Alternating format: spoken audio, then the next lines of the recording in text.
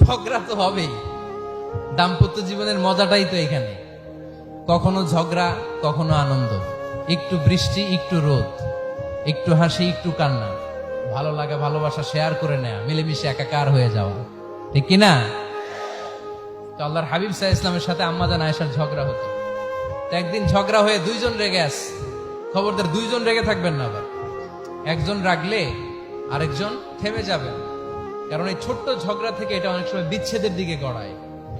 আমার প্রিয় ফরিদপুরবাসী, ভাবি রেগে গেলে আপনি রাইগেন না, ওই দিন আপনি একটু ঠান্ডা থাকেন। আবার আপনি রেগে গেলে, আমার মাইকের আওয়াজ যদি ভাবিরা শুনেন, আপনারা রেগে যায় না, একটু ঠান্ডা থাকেন। দুইজনে রেগে গেলে তো তৃতীয় বিশ্বযুদ্ধ শুরু হবে, তাই না?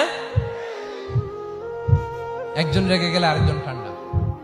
কারণ এই সামান্য ঝগড়া থেকে ইগোর কারণে এটা বিচ্ছেদ আর ডিভোর্স পর্যন্ত গড়ায়।